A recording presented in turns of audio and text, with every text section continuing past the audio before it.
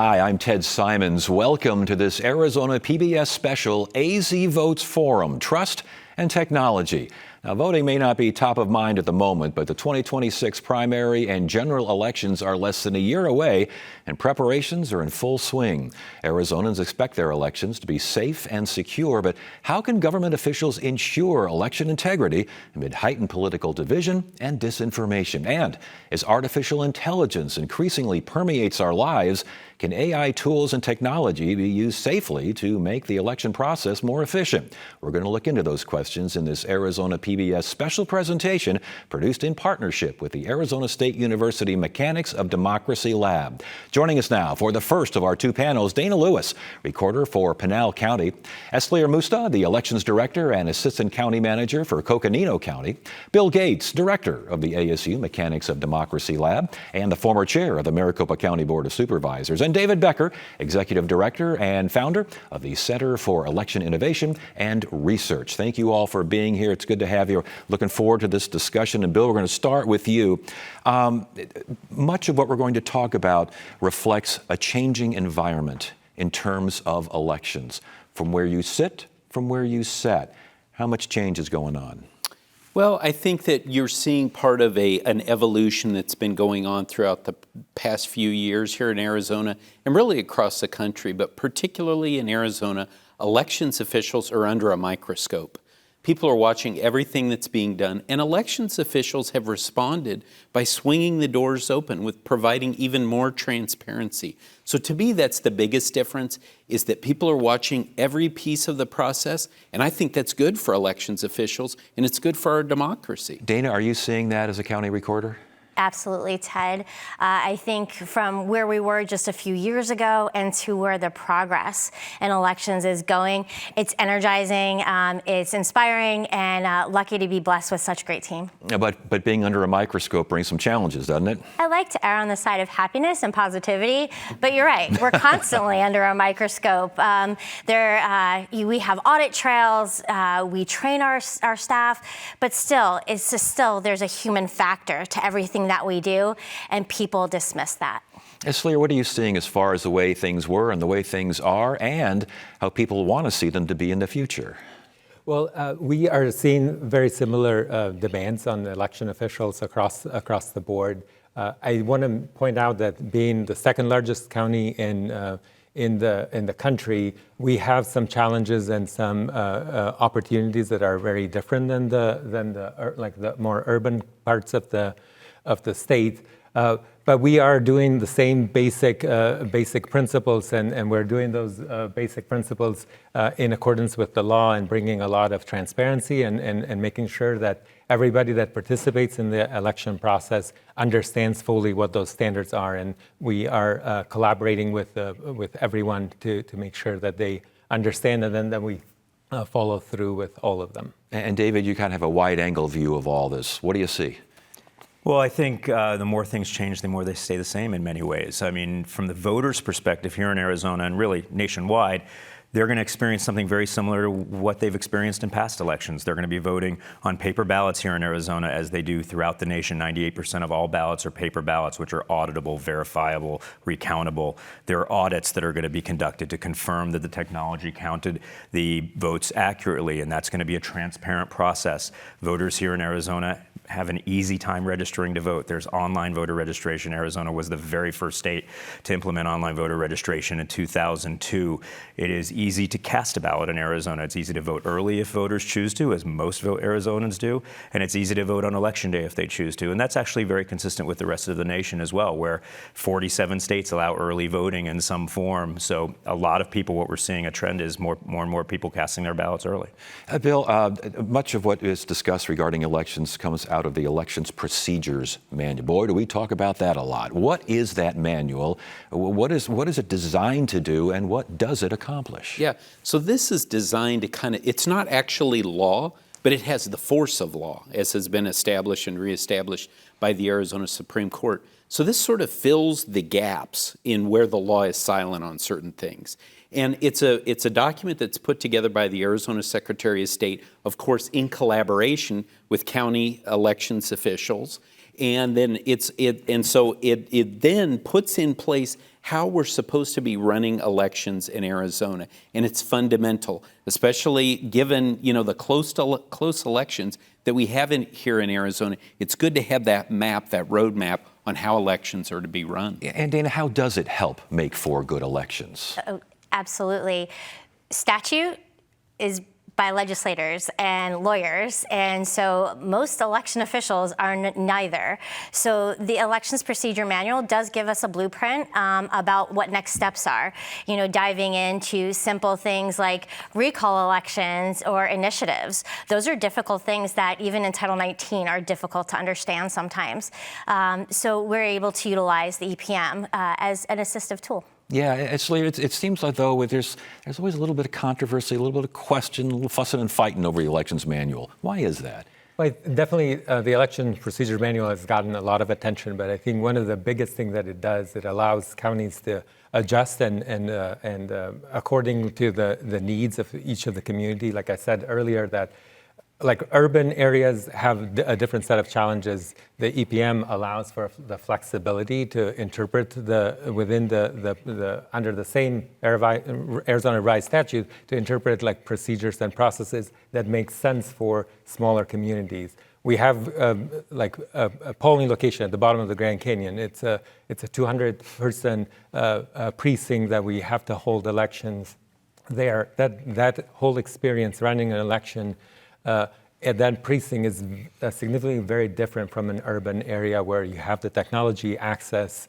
and the tools to get in and out of the polling place fairly quickly. So the EPM, it serves as the umbrella for all of us to actually, and it gives us the flexibility to do the job that we need to do to serve the voters where they are. And David, do other states have something similar to the Elections Procedure Manual here in Arizona? It varies greatly. It might not be called a manual. It might be some guidance or standards that are set out by a Secretary of State's office or a state election board. But it performs a really important function. And that important function is it sets out the rules of the election in advance of the election. And if anyone has any problems with those rules, they can litigate them, as they've done much here in Arizona, to make sure that a court has ruled and the rule of law holds sway over the election. But once the election happens, everyone understands those rules. And we should understand when particularly losing candidates might complain about those rules post-election, they had every opportunity to challenge them before the election. It's important to set those rules in advance. But again, Bill, it has the force of law, but not the rule of law? Well, it's not a law. It's not a law that's been passed by the legislature, signed by the governor. But it has the force of law, and that's why, to David's point, that's why you've seen the litigation in advance over it. But that's why it's also important for people to understand once the pursuit of judicial remedies has been exhausted, the people need to recognize this is the law as it relates to elections in the state of Arizona. Yeah, and David, back to you real quickly. Can this be used as a best practices manual? Is this part of what this is all about? Certainly that's part of it, but it has force of law, so it goes probably beyond what a best practice would be. It sets standards that every one of the counties in Arizona should follow, so we know that throughout the state, the same standards are applying generally, implementing at the nuts and bolts level what the legislature might have passed through statute, and again, very importantly, making clear that these are the rules as we go into the election, and you can't come out after the election if your candidate or campaign happened to lose and complain about those rules if you didn't challenge them before. As a county recorder, are you satisfied with Arizona's Elections Procedure Manual, or can you see some changes there? Oh, Ted, what a great question. So again, when we talk about litigation with the EPM, we see the hierarchy of care being, of course, Constitution, state law statute, and then the Elections Procedure Manual. And sometimes that area can get a little gray. So it is in the best interest to then go to either legislature or litigation to ensure that we have that clarity. I will say we are a bottom-up state in Arizona. That's really important to recognize. So when we have rural communities and counties, everybody looks at Maricopa County and Pima County. Third largest, is Pinal County, and we have 300,000 registrants. Still large, but not as large as the big boys. But still, it takes those rural communities and it gives us a baseline to operate in accordance with each other. Voters move around the state of Arizona a lot. And so it's really nice when they can go from Coconina County to Pinal County, and that experience is similar. And so, last point on this, the EPM, if you have a problem with it, if you see something that needs to be addressed, how easy is that process? Well, the EPM is developed through the collaboration with the counties and the Recorder's Office, the Board of Supervisors, the Attorney General, like the Secretary of State takes the lead role. So in that process, there's a lot of back and forth that goes into like identifying some of the challenges and some of the issues from previous election cycles in order to ensure that the new EPM is satisfying all those standards. But again, to me, the EPM is more of like harmonizing some of the overall practices, but still allowing that the counties the ability to implement their own procedures and processes in place that better serve the communities that are residing in those counties. All right, Bill, I want to start with you, I should say, on this one, and we can move around the panel. The division of responsibility regarding elections. Let's say, I don't know, between the Board of Supervisors and the county recorder. Why do you ask? Let's just throw that one out there. How is that division of responsibility mandated? And again, where can improvements be found, and where do you think that's doing a really good job? So back to the Arizona legislature, they have created a system in place that divides responsibilities between the recorder and the Board of Supervisors. Essentially, recorders are responsible for voter registration and vote by mail. The boards of supervisors are responsible for election day voting, tabulation of the vote, and certifying. Now, just because the statutes say that, it doesn't mean that those folks cannot negotiate with one another and set things up differently. And we've seen that over the years. Maricopa County, back when Helen Purcell was the recorder, she had basically everything under her other than, the board would just kind of approve the budget, the polling places, and certify. Then when I was on the board, we on the Board of Supervisors took back our statutory responsibilities because we felt like with a county with 4.5 million people, it makes sense to have 6 people over elections as opposed to just one. But there was blowback, and there still is blowback to that. Yeah, so this is a thing, again, in the wisdom of the legislature, it's really, I like to think of it as almost a check and balance system. And I think David can tell you it's not that way in every state. But this check and balance system, if you allow it to work the way that the legislature has created, what it does is it does lead to tension sometimes. But the good thing is the people that I've always worked with in elections, whether they're recorder or Board of Supervisors, the focus has been on running safe, secure elections and the voters having a great experience. And David, I want to get to you in a second, but then as far as what you see in Pinal County, division of responsibilities, you're smiling again, another good question. Division of responsibilities. What do you think? Pinal County is a little different right now. Pinal County does not have an elections director, and I act under a MOU as the officer in charge of elections in Pinal County. So the responsibilities still that are required of the Board of Supervisors still are accomplished by the board, the canvassing, the tabulation, but day-to-day operations now fall under myself. If and when you get an elections director, how's that going to work out? It's going to be fantastic, Oh, sir. that's right. It's going to be fantastic. I keep forgetting. Yes, everything's positive down there in Pinal County. Absolutely. The sun never shines. We saw in 2020 there was like a mass exodus of election officials between threats and, they were at retirement age and they went on to do great things after that. But they left some major holes in our spaces. We saw across the state many people try to bring in election officials. But if you haven't had experience at the county level, again, there can be some problems. So we're working on cultivating internal talent. All right, very good. David, what do you see around the country? And Arizona as well, what do you see here as far as that tension that Bill talked about? Well, Arizona's a little unusual, and Maricopa is in particular unusual in that it bifurcates these responsibilities in such a way. But we should remember Maricopa is one of the largest counties in the entire United States in terms of population.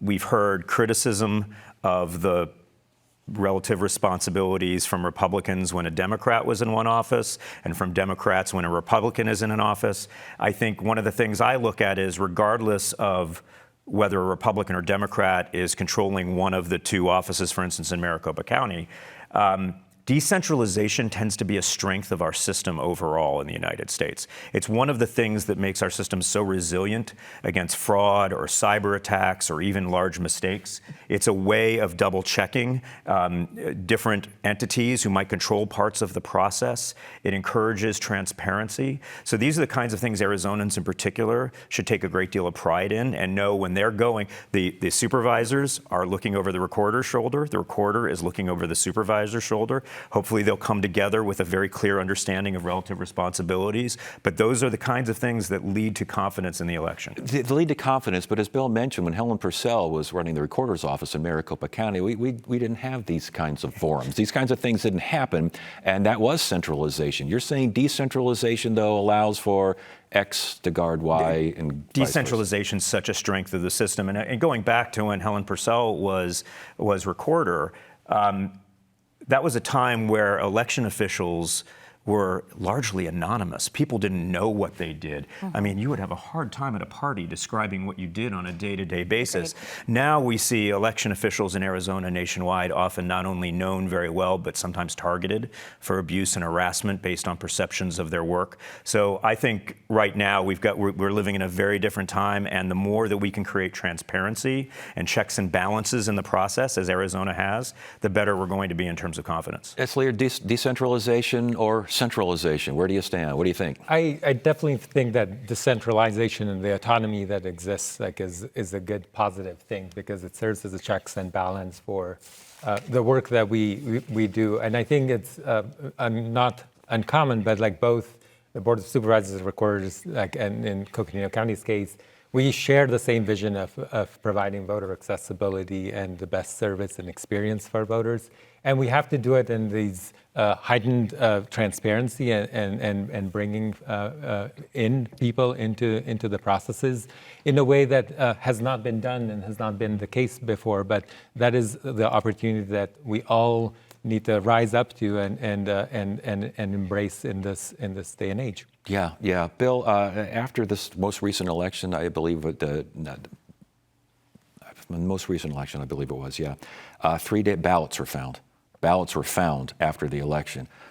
As far as you know, obviously you're not on the board anymore, but as far as you know, what happened with that and how do you keep something like that from happening again? Yeah, so they had one of the vote centers, people had dropped off their ballots there and they were in one of these transparent boxes. In the ease of getting those ballots back to central tabulation, they put them into a box that's not translucent. It's the one with the good old door 3 that we know. Yeah. So it was placed in there and brought in to the central tabulation center. They didn't open it up on the day. But here's the important thing to remember is that they were under seals. They were tamper evident seals throughout. And so a couple days later, they were going through doing their checks. They discovered them, pulled them out. They were processed and they were counted before the canvass. From what you understand, is the county working on making sure this doesn't happen again? Yeah, no, absolutely. This was something sort of unique. This was a jurisdictional election. Yes. So it was a lot of bond elections and things like that. They were trying something, they were testing out a process, and I'm very confident that this will not, occur in the future. Dana, when problems do occur, and they do occur even in Pinal County, how best to address those problems? What do you do to make sure that the voter confidence doesn't lag? How do you address them to make sure they don't happen again? Don't make excuses. Identify the problem. Get out there. Have the conversation with your board, with your public, with your voters. You want to be there, identifying what the problem was, thinking and brainstorming about what you're going to do to fix it so it doesn't happen again. But again, it's about communication. These are human processes. Errors will happen. And we also need to make sure that we're taking care of our staff as well, because when that error does happen, we want to make sure we're not alienating them. We want to keep them as part of our process. Etzler, you agree with that?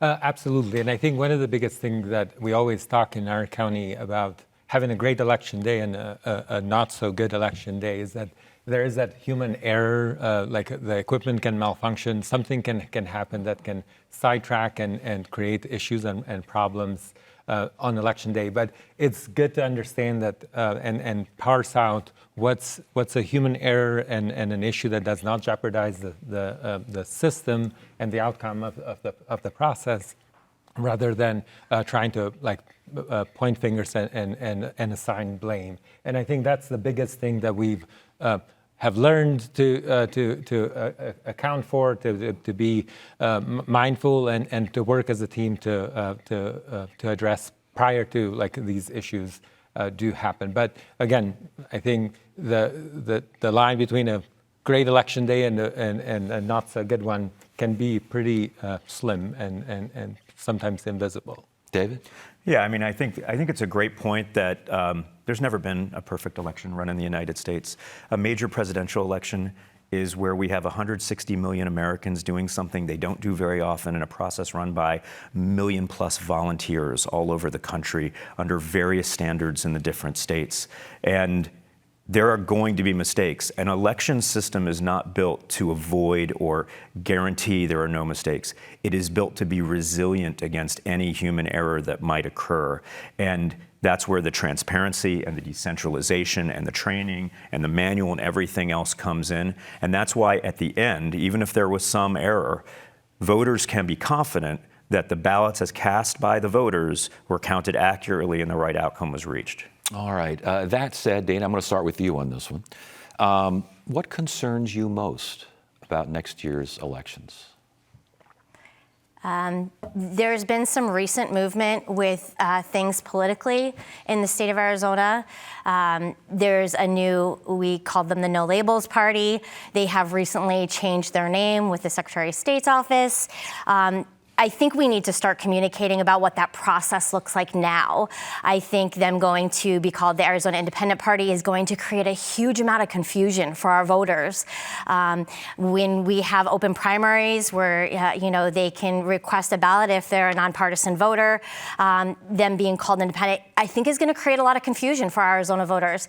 We're really blessed. We have a great relationship with the Arizona Clean Elections Commission, partnering with them to make sure we're getting that information out to voters, because we don't want them on election day being confused at the polls and taking that out on poll workers. So we're going to start now to start crafting some messaging. Interesting. Bill, what concerns you most as we look to next year?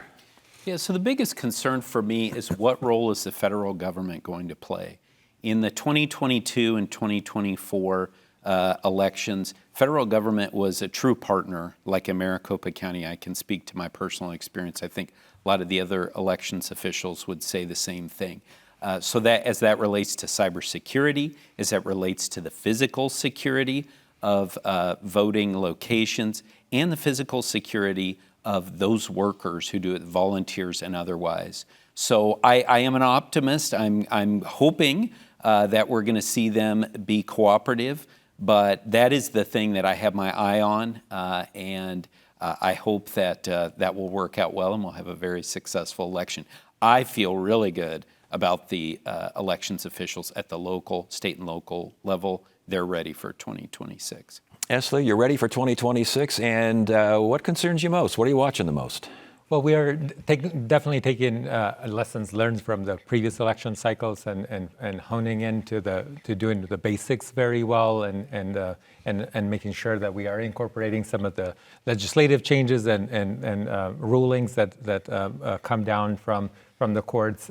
I think the biggest thing for us as a county is we pride ourselves in voter participation and increasing that voter participation. And the biggest challenge I see is that with so much noise and so much information and misinformation sometimes about voting as a civic duty and opportunity, that people are going to stay away from the polls. And I think that's the last thing that we want to see as a county, like people being kind of frozen out of the system and not willing to participate because of the level of mistrust or misjudgment that could exist in the community.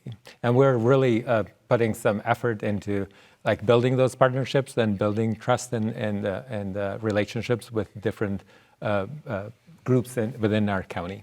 Yeah, David, what are you looking at next year? Well, first, what I'm not worried about is whether professionals like Esli and Dana and Bill's former colleagues on the Maricopa County Board are going to run a good, transparent, verifiable election with clear results after all of the ballots are counted. That's going to happen nationwide because election officials have been doing this under enormous stress and pressure for a long time, and every bit of their work has withstood scrutiny. The last few elections are the most scrutinized elections probably in world history, and they've withstood that scrutiny every time.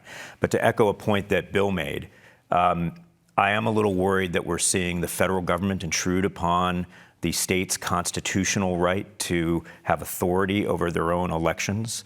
Article 1, Section 4 of the Constitution is called the Elections Clause. It says the time, place, and manner of regulating elections is left to the state legislatures or to Congress. And where Congress has not chimed in, that means the states have authority over these elections. And we're seeing the White House, especially in the executive branch, try to exert authority over these in ways I don't think we've seen, certainly in modern American history. And we should keep a close eye on that because, frankly, I think Arizonans are best served when Arizonans run their own elections. I think that's true in every other state with their own state legislatures and their own state election officials. Washington should probably not be dictating to the states how's best to serve their own voters. We have a very limited time left, so I want just a brief sentence from all of you. Dana, we'll start from you. What makes a good election? The people who administer it. Absolutely. We follow the law. We believe in audits. We stand by the rule of law. It's the people and the passion that they bring to it. But the voters need to turn out. So 29 days before an election, remember, to be registered to vote. Early voting starts 27 days before. UOCAVA ballots go out 45 days before. Communication, that's what it is. All right. Etzler, what makes a good election? Well, it's definitely the people that administer elections, and again, using the network of professionals throughout the state and relying on those people to help build the ecosystem that is the election day and support one another. What do you think, David? I'd say transparency and professionalism, which are already in large supply here in Arizona and elsewhere. And I also think one of the things that makes the best possible election is when members of the community volunteer to help out and pitch in and learn about elections by serving as poll workers and volunteers. Anyone who has any doubts about how an election system is run and whether it's secure or not, they should volunteer to be a poll worker, and those doubts will be resolved very fast as you realize all the checks and balances and the transparencies and the redundancies that are built into the system. Last word, Bill. So I love this question because this is something that the Mechanics of Democracy Laboratory is studying right now. We're working with our partners like the Center for the Future of Arizona, asking Arizona voters what they think makes a good election, and then we'll be convening leaders and community members in the months ahead on that very question. All right, very good. Panel, thank you so much for joining us and for their insights and their perspective on how Arizona can ensure election integrity in 2026. Dana Lewis, Etzler Musta, and we have David Becker, and of course we have Bill Gates. We appreciate you joining us as well, I should say. We're going to return in a moment here now with a second group of panelists for a discussion on the dangers that deep fakes pose to our elections and how AI might be beneficial for voters. We'll be right back.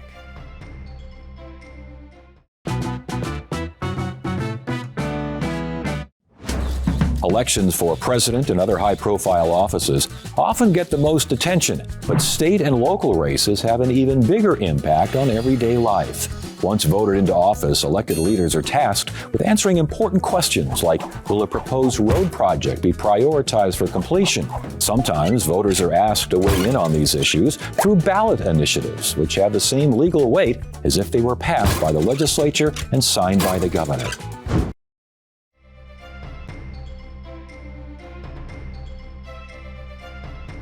Welcome back to this Arizona PBS special, AZ Votes Forum, Trust and Technology, produced in partnership with the Arizona State University Mechanics of Democracy Lab. We've examined the trust issue in our elections process as we gear up for midterm primaries and general elections in 2026. Now we turn to technology, the good, the bad, and all points in between. Our panelists, Michael Moore, the Chief Information Security Officer at the Arizona Secretary of State's Office, Dr. Allison Lester, an Assistant Teaching Professor and Action Research Scholar at Arizona State University, and Bill Gates, Director of the ASU Mechanics of Democracy Lab and the former Chair of the Maricopa County Board of Supervisors. Thank you all for joining us. It's good to have you here. Boy, this is going to be a discussion. It's going to be very interesting because it can be very confusing to a lot of folks. Hopefully not to you guys, but we'll see about that. Let's start with why not? AI. And Bill, let's start with why not? You. How is it affecting our lives in terms of elections? Well, it's a great question. In 2024, it was sort of from a negative perspective, right? I think we were, for those of us in elections, we were very concerned about deep fakes, these videos that would be made, sort of these, of having someone like me or someone else in elections putting out misinformation. Fortunately, we didn't end up facing that. So we were concerned about it, ready for it, didn't occur. Now, at the Mechanics of Democracy Laboratory, as we move into 2025, we're continuing to make sure that we're keeping our elections safe from AI, but also we're taking a look at actually how AI could help us, help elections officials to run elections more efficiently and potentially improve the voter experience. Yeah, same question, Dr. Lesser, as far as AI and its impact on the elections, on our lives in general. Oh my goodness, on our lives in general. AI is everywhere, whether we know it or not. And I think that is something to slow down and think about. Yeah, but slow down and think about, but think about's one thing, doing something about it's another, huh? Yes, completely. I think in my classroom at ASU, I always start the semester when we're talking about AI is if, when, how. If we're going to use AI, when are we going to use it and how we're going to use it, and thinking really intentionally about the use. Yeah. Michael, what do you see out there with elections and just society in general and AI? Yes, sir. I tend to be someone who leans forward pretty heavily into AI, and back in 2023, actually, we started doing tabletop exercises for election officials, and we started generating for them deepfake content and other synthetic types of content, cloning people's voices, likenesses, to demonstrate to them, here's the level of the technology, and we've continued to do that since then to make sure that they're aware of how it can be used to create disinformation, how it can be used to try and trick the population. It's something that's deeply concerning to me that foreign adversaries or domestic folks that aren't really in favor of democracy trying to manipulate things and confuse voters and trick them. In our personal lives, it seems like it's incorporated into more and more things. I have a Google Home Hub, and it told me it was going to update itself the other day to the new AI model. So I was like, okay, that's quite interesting. It's something that I think everyone should be concerned about, but I would liken it to, this is very similar to when the internet was released, right? Like we have this opportunity to have the foresight of how did that affect society. This is probably going to be pretty similar. Yeah, Dr. Lester, it feels maybe a little like calm before the storm, though, especially when it comes to the voting process and elections and things that we really, really don't want deep fakes or any kind of fake being involved in. Oh, yeah. I think, is it calm before the storm or the storm already here is always kind of play in that space with it. Especially how fast technology rapidly evolves, we can't keep up with it. It's impossible to keep up with. But when we're looking at misinformation, when misinformation can spread 6 times faster than the truth, we need to slow down and think about it. And also be critically aware of what we're posting and sharing and verifying that information. Yeah, and at the Democracy Lab, are the goalposts moving all the time when it comes not just to AI, but technology in general? Oh, yeah, absolutely. It is just like I said, going from last year where we were very much focused on, emphasizing we're not using AI at Maricopa County to now where we're saying, and this is what's, to me, one of the most powerful things about AI in elections. It's not Maricopa County. Maricopa County has a lot of employees, a lot of resources, always needs more, but, well-resourced. But we're particularly focused on these small jurisdictions. Maybe they have 2 people running an election office. And the power of AI, when used properly with the proper guardrails in place, can make that office more efficient, can help create a communications plan, create an elections plan. And we know that legislators across the country are making changes all the time to elections. AI is a tool that can help those elections officials to respond quickly and pivot quickly based upon how the laws might be changing.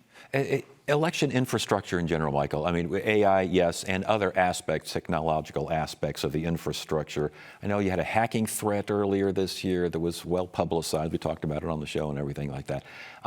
Is that something, again, is that going to be more of an experience as we get closer to the election, or what do you think? I see no reason that it should not be.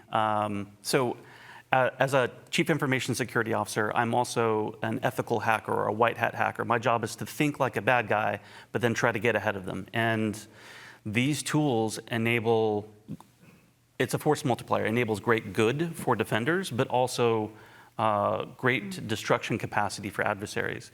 So we're seeing when there are vulnerabilities that are being discovered, instead of one or two organizations being attacked, it's happening at a huge scale. That's a strong indication that automation is being used, and it just makes sense that the bad guys are using generative AI for this. And for that hacking incident, again, this was outer-facing infrastructure. There were no tabulation problems involved at all. Yes, sir, that's correct. Our website was very brief. I'm not dismissing the seriousness of it by any means, but our website was briefly defaced with an image of Iran's Ayatollah from the past. It's something that we detected very quickly. We're able to recover very quickly. Yeah, Dr. Lesser, does it sound like we're going to be able to recover quickly when all these things come flying at us? Yeah, I think, yes. You think so? I do, because I think that we're getting wiser and smarter with understanding AI, being faced with AI, being able to have a level of critical awareness with it. I think that what Bill and Michael do in their AI boot camps, bringing people in to learning about the technology. That's what I do with my students. I bring you in, you learn and understand AI, and in addition, we co-create policies and values and all that stuff. All of that education is what we need, and it's more and more and more. And I'm seeing so much of the trend on teaching good use of technology. So I believe in it. So while I agree with Allison's optimism, in this instance, the adversary did not time their attack to be remotely near an election. If they had, that would have been much more destructive. If they had attacked all Arizona County websites at the same time, if they attacked all elections websites nationwide at the same time, that would have been much more disruptive, not to literally the actual tabulation of the vote, but an erosion of confidence from the voter. And I was going to ask about that, Bill. I mean, obviously, the no tabulation issues were there, but it was a hack. It did get through, and we're talking AI, and everyone knows, they think they know what AI is. I'm not sure everyone really knows what it is, but they think they know. And if you put that in with elections, all of a sudden, the question marks start flying. Yes, and this is what I tell people when I talk about AI. Really, AI is nothing new in this election space when you talk about people trying to use it to erode confidence in and trust in elections. This is the sort of thing we've been dealing with now for several years. It's coming in a different direction. And so that's why we need to continue to push back by providing information, by providing the facts, do things like what Maricopa County did, had all these conspiracy theories. So what'd they do? They created justthefacts.vote, a website where all those conspiracy theories were answered.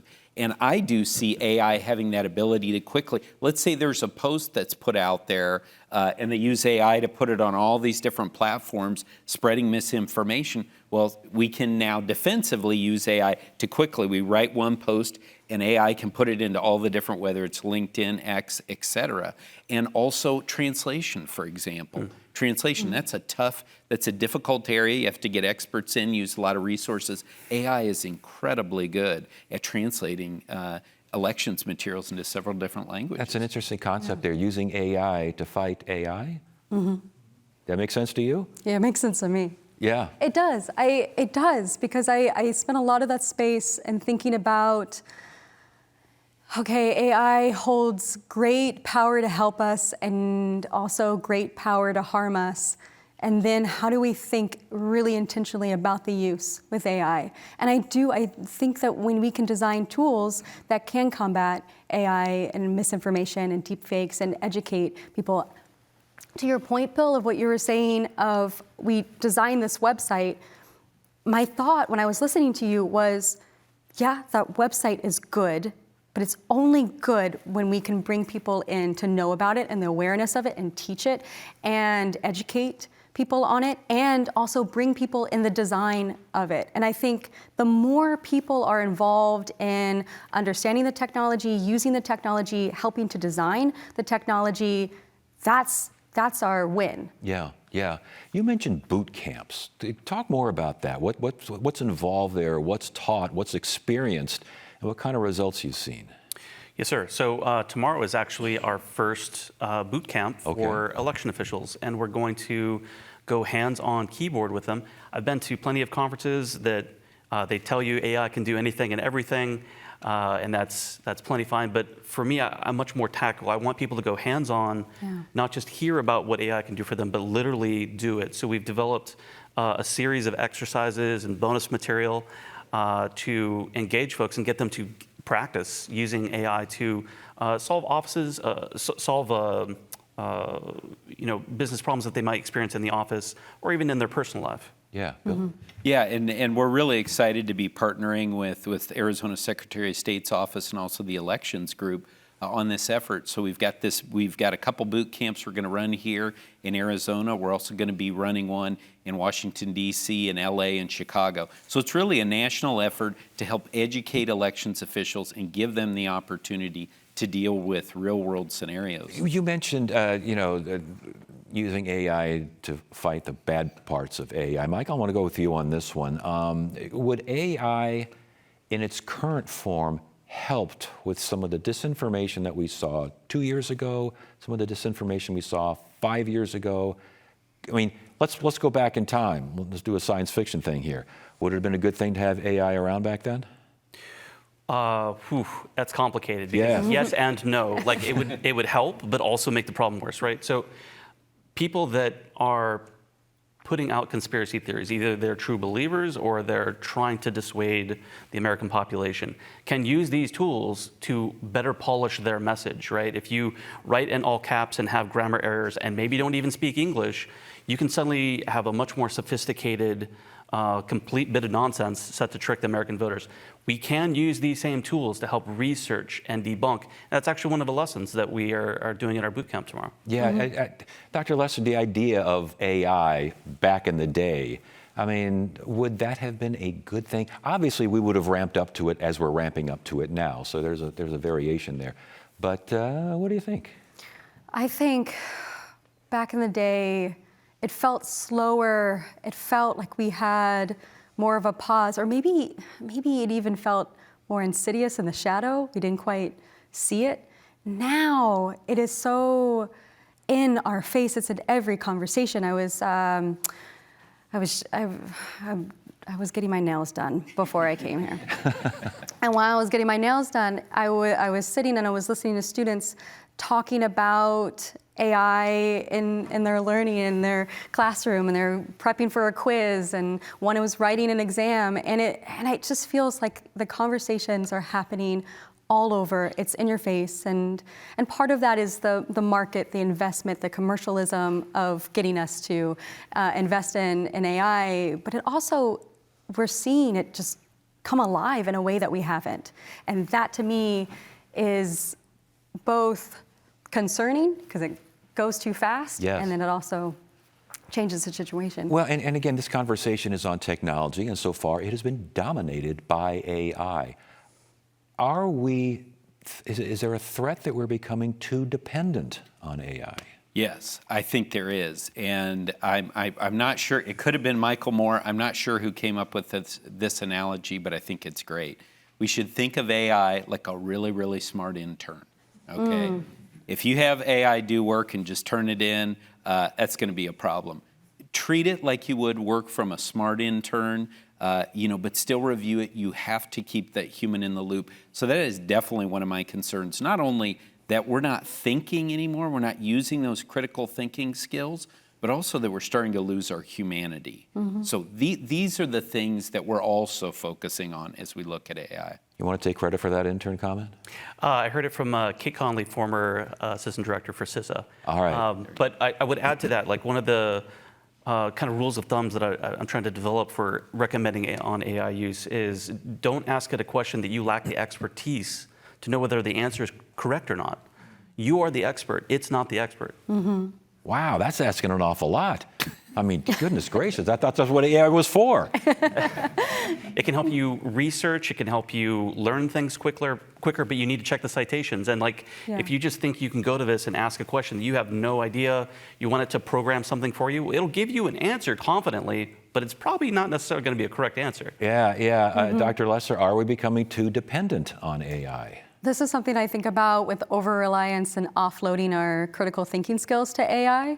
And so when I teach about fact-checking sources, we use the SIFT model. So stop, investigate, find better sources, and trace the claims. And you have to do the same thing on AI. It hallucinates, which is a word that we use for mistakes, and that is alarming. So you have to stay awake and aware while you're using it, which is easier said than done. Yeah. Well, and honestly, from a journalistic standpoint, you check your sources, you double check and make sure everything. But if you're doing this and you're double checking and you're seeing if they got it right, what good is it? I just did all the work myself.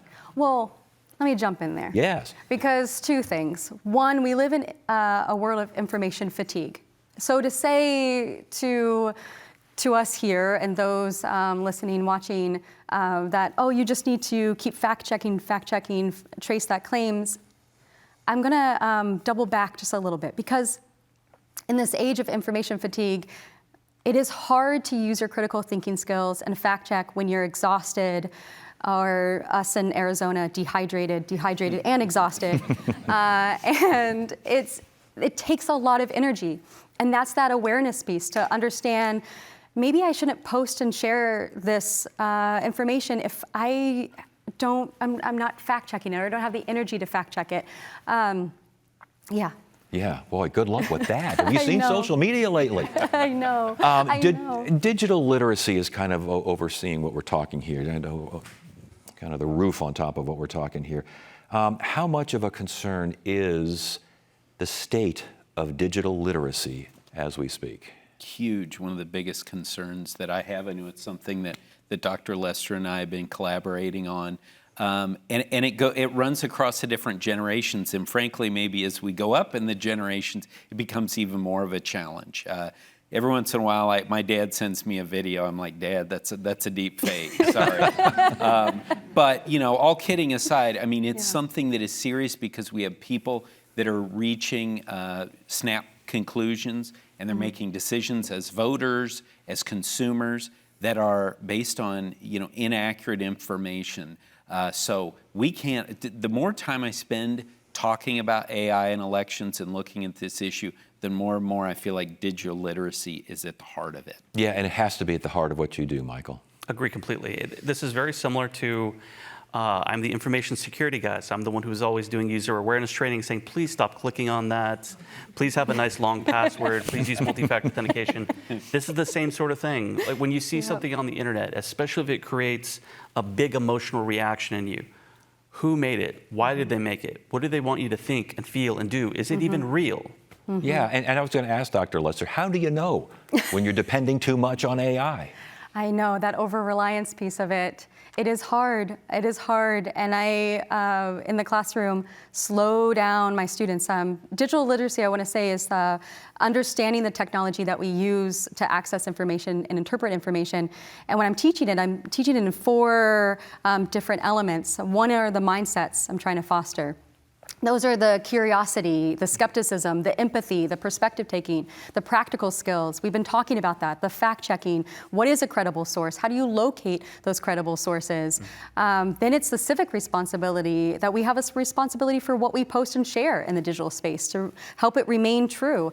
And lastly is that awareness piece, which is that understanding that emotional hijacking you were mentioning of their posts get rewarded by engagement. So they're trying to trigger that emotion from you, whether it's anger or sadness, whatever it can, to get you to share, to get you to watch and engage with it. And all of those things, when you are becoming dependent on the technology, that is where I hope people have support systems or awareness in the self to pull back, see that dependency that's happening, that over-reliance. And in the classroom, I recognize it and I slow my students down. Yeah, Michael, when it comes to elections, though, with so much concern, concentration, and focus on AI, other technology, is it kind of getting lost out there, the emphasis on that? Is there the same kind of emphasis on the things that were emphasized 2, 4, 6 years ago? Well, I would say one thing that's concerning to me is that people conflate election equipment with things that are not necessarily on tabulation networks, right? One of the things that we talk about is your vote is counted on machines that are never connected to the internet. And then people say, oh, but this election website is connected to the internet. Of course it is, right? That's the whole point of a website, right? Things like,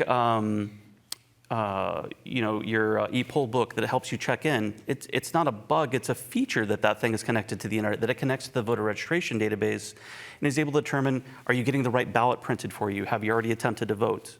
Yeah. What do you think about that idea, though, that AI is getting so much attention that other aspects of technology that might be used for nefarious purposes regarding elections might be slipping undercover? Yeah, I mean, I think it's really interesting to be talking about AI in the context of elections, because what we've seen in the last 5 or 6 years is that we have people that feel like the tabulation machine technology, which has been around for decades, is more technology than some people want. Right? They want us to go to hand counts. So then to go in the other direction to talk about AI, I think it's an important discussion. It's happening, whether we want it to or not. But to sort of see one group of individuals wanting to go sort of back in time and then another group wanting to go to the future, that creates a real challenge for our elections officials, because they have to be able to talk to everyone. You don't get to pick and choose your voters, right? Right. And even outside of elections, Dr. Lesser, the idea of, whoa, is it you say slow down? Some people say stop and go in reverse because I'm not comfortable. I want to go back to certain aspects of society pre-AI. When someone says that to you, how do you respond? Well, I say, great. As long as you can name your values and you stand by your values, that is ethical practice, and I believe in it. In my classroom, I have students who are excited, who are skeptical, who are AI resistant, and all are welcome in the classroom space. And what we do in the beginning of the class is slow down, name your values and what you stand for. And whatever you're doing, whatever use with the technology, as long as you're being intentional about it, and as long as you recognize that if you're refusing and you want to go back, that's fine, as long as you understand why. You want to Yes, add sir. to that? I'm certainly not going to force anyone to use AI that they don't want to. And I have staff and peers that are much less forward-leaning and they don't want to have anything to do with it, and I totally understand that. But like I mentioned, it is a force multiplier. And I think of like the advent of the firearm. If you're a military, when the firearm is invented and you do not embrace it, you soon become irrelevant. And I think this type of technology is going to be that. Yeah. Well, I keep going back, though, because I keep hearing from folks like this who say anything involved with AI can't be trusted. And if AI is in any way involved with elections, I can't trust it. How do you get the message across that you can trust technology in general and AI in particular? Yeah, a great question, Ted. It's one that we're grappling with, and also the ethical considerations, right? Is it an ethical decision for an election office to use it? And if they do use it, what responsibility do they have to disclose to the public that they're using AI? So these are the things that we're grappling with right now. I think the importance is, to the extent that election offices want to utilize AI, they need to be transparent, and they need to have, this is, for example, with our tabulation machines. I mean, 98% of Americans vote on paper. That's something that makes people feel good, gives them confidence. So what is it that we can do in the process? Having an audit trail, for example, maybe a digital audit trail of how we're using AI to give people that confidence. But again, we're not sitting here saying it's time to rush into this, but we also don't want to miss out on opportunities that could improve the process for Americans as they vote. Very good. Last question here for each of you.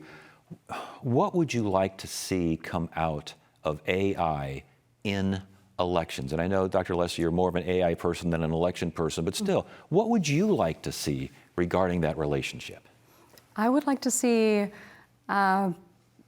resources, materials, tools that are able to teach how to use AI and integrate with AI and communicate with AI intentionally, purposely. And so when election officials or when we're thinking about elections are able to identify misinformation or use it in their practices to make their lives more efficient, their work more efficient, that they have the education and the tools for it. That's what I want to see, is the education piece. What do you want to see, Michael?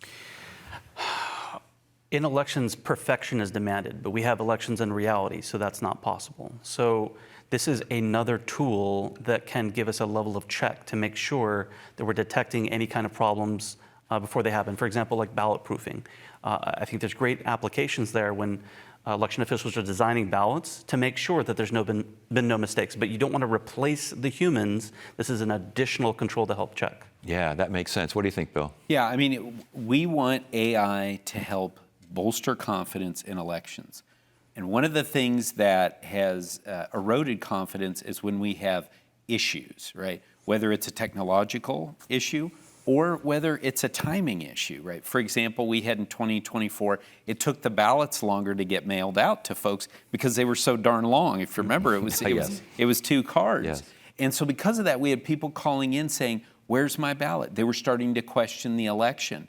Well, we were overwhelmed in the call center. It was taking 45 minutes to an hour to return those phone calls. An AI chatbot can answer an infinite number of phone calls. The key there is you have to train the AI chatbot with the facts. All right, we'll end it on that positive note. Thank you, panelists, Bill Gates, Michael Moore, and Dr. Allison Lester. We appreciate your insights on the impact of emerging technology on our elections process. That's it for now. I'm Ted Simons. Thank you so much for joining us.